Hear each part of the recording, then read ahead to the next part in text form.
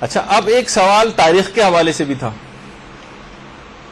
اور تفصیل تو سوال میں زیادہ تھی، لیکن کہا کہ چلیں اس کو بھی ایک موضوع بحث، بہت سی چیزیں تاریخی بھی ہوتی ہیں، اور وہ سوال پوچھا گیا تھا زعفر جن سے متعلق. البتہ خود شاید وہ ایسے نہیں ہولی، صرف آپ کو دماغ میں کہ ہمارا موضوع تبدیل ہو گیا اور جن کے متعلق کوئی سوال پوچھا گیا. البتہ جنوں کے متعلق بھی ہمارا ایک لیکچر کافی عرصے پہلے ہو چکا ہے، جس میں کافی تفصیل اس سلسلے میں بیان ہوئی تھی کہ جن بھی علماء اور مراجع کی تقلید کرتے رہے. آیت اللہ شیرازی کے متعلق ملتا ہے، شیرازی کبیر کے متعلق، کہ جن بھی ان کی تقلید میں تھے اور باقاعدہ مسائل فقہ پوچھنے کے لیے ان کے گھر کے تہہ خانے میں آیا بھی کرتے تھے. تو زعفر جن کے متعلق پوچھا گیا تھا کہ کیا ان کا وجود تھا یا نہیں تھا. تو دیکھیں، زعفر جن کے متعلق دونوں طرح کی باتیں. کچھ علماء اس بات کے قائل ہیں کہ زعفر جن تھے اور آیت اللہ حسین بروجردی کے دور میں ان کا انتقال ہوا، اور آیت اللہ حسین بروجردی نے باقاعدہ ان کی مجلس ترحیم بھی برپا کی تھی. زعفر جن، جعفر جن لوگ کہتے ہیں، جعفر نہیں ہے، وہ زعفر ہے. زعفر جن بروجردی، جن کی تصویر آپ کے سامنے. اور ایران میں بھی بہت سے علماء نے ان کے لیے ختم قرآن کی محافل بھی کرائیں، مجالس بھی، حتیٰ کہ آیت اللہ بہجت کے متعلق بھی کہا جاتا ہے کہ انہوں نے بھی یا تو زعفر جن کے متعلق یا ان کے بیٹے کے انتقال کی خبر ملنے پر ایک مجلس ترحیم منعقد کی تھی، جو قوم میں درس خارج کے ایک طالب علم نے باقاعدہ بات بتائی. تو بہرحال وہ ثقہ ہیں کہ لیکن یہ کہ سنی سنائی حد تک باتیں کسی جگہ پڑھا تو نہیں ہے میں نے، البتہ کہ قوم کے کیونکہ درس خارج کے قابل اعتبار طالب علم نے بات بتائی، تو کہ انہوں نے آیت اللہ بہجت نے خود ایک مجلس ترحیم ان کے لیے منعقد کی تھی. علامہ طباطبائی، علامہ محمد حسین طباطبائی، وہ فرماتے ہیں کہ ہمارے استاد تھے استاد علی آقا قاضی. استاد علی آقا قاضی وہ تھے جو آیت اللہ بہجت کے بھی استاد تھے، آیت اللہ خوئی کے بھی استاد تھے، اور سید ہاشم حداد کے بھی استاد تھے، اور کتنے بڑے بڑے مراجع جو ہیں ان سے علم حاصل کرنے جو ہے وہ جایا کرتے تھے. آیت اللہ علی آقا قاضی فرماتے تھے کہ ہر ایک بات بتاتے تھے بڑی اہم، کہ ہر مذہب کے جن ہوتے ہیں. یہودی مذہب سے تعلق رکھنے والے جن بھی ہوتے ہیں، عیسائی مذہب سے تعلق رکھنے والے جن بھی ہوتے ہیں، لامذہب جن بھی ہوتے ہیں، لیکن کوئی بھی جن ایسا نہیں ہے جو کہ غیر شیعہ ہو. یعنی مسلمان ہونے کے بعد سارے جن شیعہ ہی ہوتے ہیں، کوئی غیر شیعہ جن نہیں ہوتا. یہ آیت اللہ علی آقا قاضی فرماتے تھے. اور یہ بات بھی کہتے تھے کہ واقع غدیر میں، یہ میدان غدیر ہے کہ جہاں پر من کنت مولا فہذا علی مولا، اللہم صلی علی محمد وعلی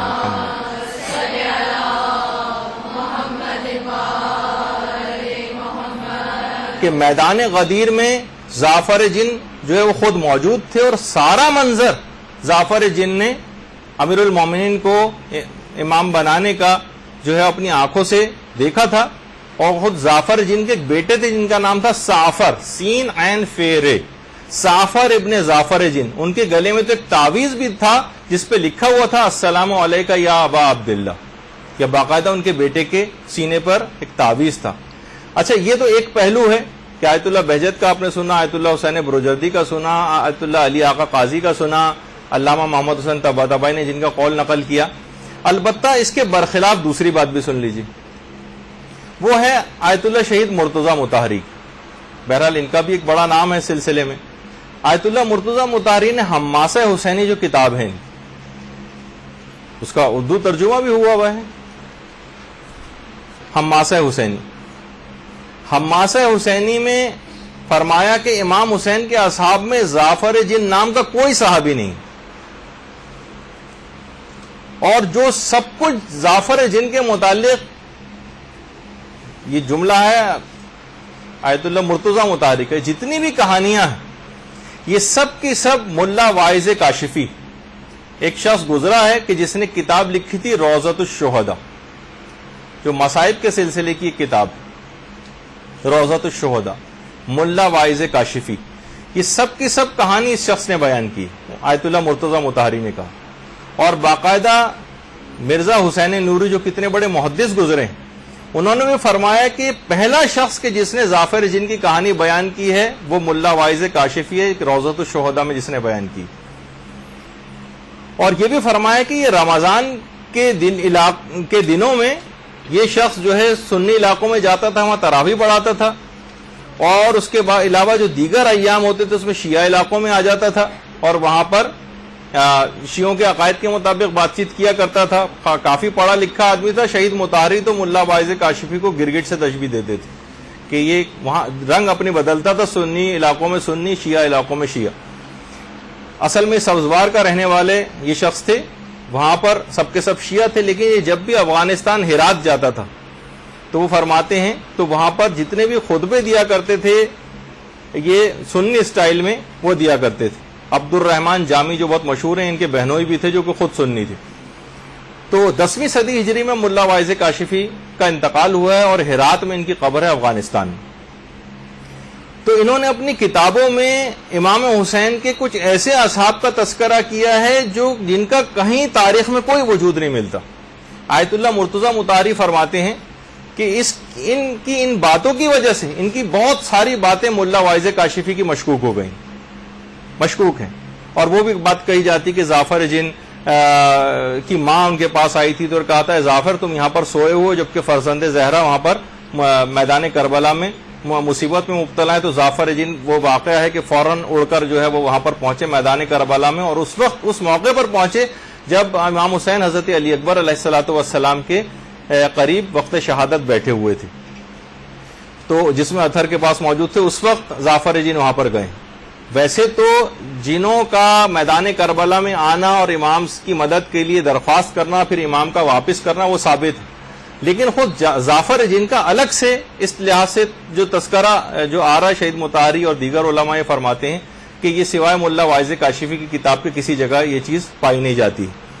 تو بہرحال حتیٰ کہ جو شیخ عباس قمی گزرے ہیں، کتنے بڑے محدث، انہوں نے جو کتاب لکھی ہے مقتل حسین پہ نفس المحموم کے نام سے، تو اس میں بھی امام حسین کی شہادت پر جنوں کے نوحے کا تذکرہ کیا ہے، ان کے غم اور دکھ اور کے جذبات کا تذکرہ کیا ہے، لیکن کہیں بھی ظافر جن کا کہیں پہ بھی تذکرہ نہیں کیا.